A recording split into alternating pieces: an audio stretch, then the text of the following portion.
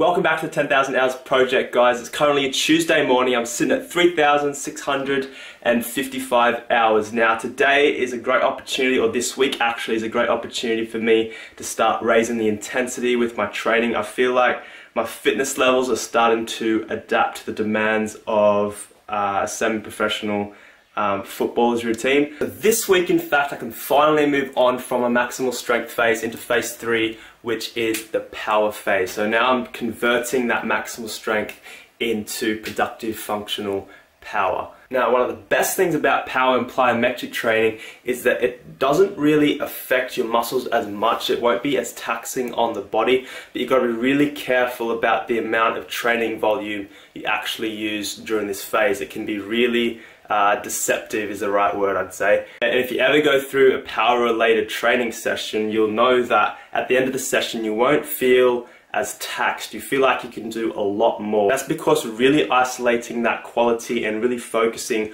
on pushing for 100% within the space of 2 or 3 seconds with specific functional movements. Now, whereas with the maximal strength phase, we're really focusing on building that extra strength, and of course it's going to be putting a lot of stress on your muscles due to the heavy weight. Now, with plyometric training, a lot of the exercises I'm going to use don't incorporate any weight whatsoever. I'm just specifically using my body weight. Anyway, so I'm going to head to the gym now. It's currently 10 AM. I'm just going to do another voiceover for you guys to show the exercises that I'm going through, and if you ever want to go through some power training specific exercises, that hopefully this video can benefit you. Now, before we head into the gym, I'm going to mention my calorie intake for today as well. I know over the last couple of vlogs I've mentioned, my recovery's been pretty mediocre, and I haven't had a chance to do a good intense individual training session. And I think one of the factors leading to the lack of recovery is because of my caloric intake. So I'm going to be upping it by about probably 200 calories. So I'm hitting around 2,950 calories. I've been hitting that total over the last week, and it's starting to show, my recovery is becoming a lot more efficient. Hence why I'm able to start the third phase of my conditioning program. Anyway, so I'm pretty excited to start this power phase, guys. I'll catch us in the gym. Alright, so always starting off with a dynamic warm-up. So I'm just sitting on the bike for about 2 minutes just to get the blood pumping through my legs, and I'm really just focusing on a lower body power session. And I don't show it here, but it's really important to do dynamic stretches as well. If you want to see my full dynamic stretching routine, I'll leave the link above here. So now just moving on to some activation work. So I'm just doing a 2-phase squat jump. Just get my muscles and my joints really prepared for the session ahead. It's the same concept with the unilateral leg jump. Nothing too strenuous, just a 2-phase jump. But the focus is just to get a good warm up in and to prevent any injuries. Now you're going to notice a lot of these exercises I'm performing are very, very simple, and there's hardly any equipment used in these power exercises. I'm just doing basic jumping squats, 3 sets for 8 repetitions. As you can see, I'm using no weight at all. I'm really just testing the lower body fibers to see how much force I can actually produce in one singular movement. And this exercise is obviously not only good for acceleration and deceleration mechanics, but also for your functional vertical jump as if you're going up for a header as well. Now moving on to another basic exercise, we're moving on to the split squat. So the training volume is doing 3 sets of 8 repetitions as well. And again, the focus here is on unilateral power, so how much power I can produce in each leg.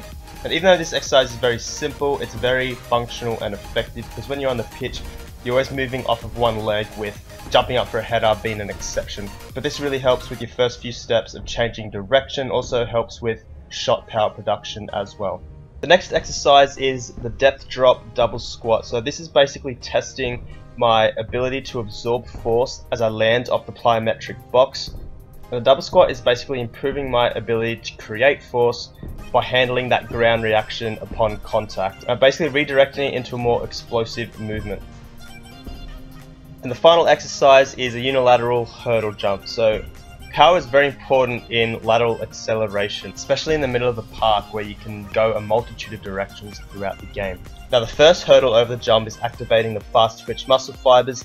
Second jump, you're absorbing the force from the previous jump and you're redirecting it into a lateral direction. And finally, the third phase is where you really absorb the impact and you're focusing on your deceleration mechanics. So back from my first power training session, I've just had my berry protein shake, also my eggs with green beans on toast as well, just to add those proteins and carbohydrates to get that recovery in nice and early. And for those who have been watching the 10,000 Hours Project series, you know that a lot of the foods that I consume, you know, they're very similar. You know, I'm having the same thing almost every day. I know it sounds boring, but once you get in a routine, and again, routines are very powerful if you use them properly. You know, once you get into routines with school, with training, with food, sleeping patterns, you know, your body is just so used to doing it over and over, it's really easy to stick with it. Anyways, but my body's feeling pretty sore from that session. I think it's because I haven't done that type of strength training yet this year since my hernia surgery. Anyway, so for the rest of the afternoon I'm going to be really busy editing this video. I'm going to be working on my business as well, and for those who are new to the 10,000 Hours Project, you know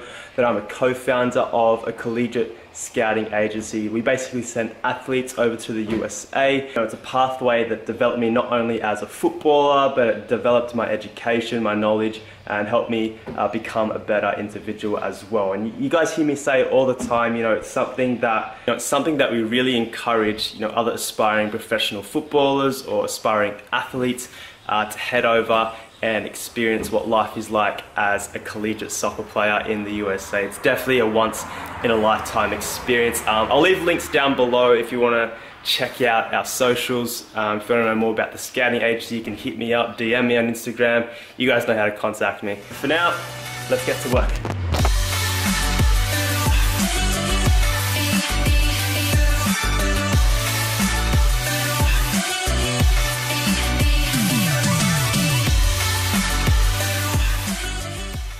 So it's just hit 3 p.m. in the afternoon. I got most of my business stuff done. Still a little bit to do, but I'll work on that afterwards. I've just had my 4th meal of the day actually. I've just had my chicken fillets with vegetables and sweet potato as well. And as you guys know, it's one of my favorite meals of all time. So delicious, very nutritious as well, considering the sweet potato is such a low GI carbohydrate. It really provides that slow dispersion of energy out to your muscles, you know, spread throughout the day. You know, it's just a much healthier alternative, and it stops you from craving those sweet chocolates and candies and lollies and all that good stuff.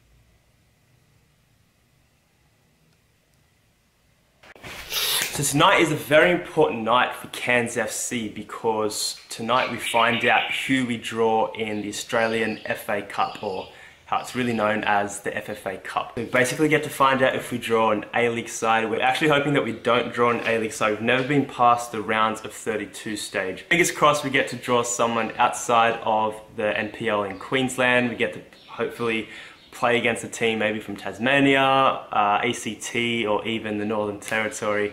They have a team that's in it. But that's going to be really exciting. I'll definitely announce who we're playing against in my next vlog, which should be out over the next couple of days or so. But for now, I'm going to get back to work with the business, but later on I'm going to head out with the team into Gilligan's, which is a nightclub, and they're an official sponsor of the team. It's yeah, they're throwing a little event for us with a few foods and a few drinks on the side. And a few of the local news TV stations are going to be there to catch our reactions to the draw. So yeah, very exciting times for Cairns FC, and I'm going to catch you guys on the next vlog, which will be out in a couple of days. But as always guys, if you enjoyed the video, if you found some value in the content that I provided, please hit that like button. It really helps a lot. If you're new to this space, please hit that subscribe button. Don't forget your training logs as well guys, and stay tuned for the next video as well. We're putting out an individual technical training session. So until then, I'll catch you later.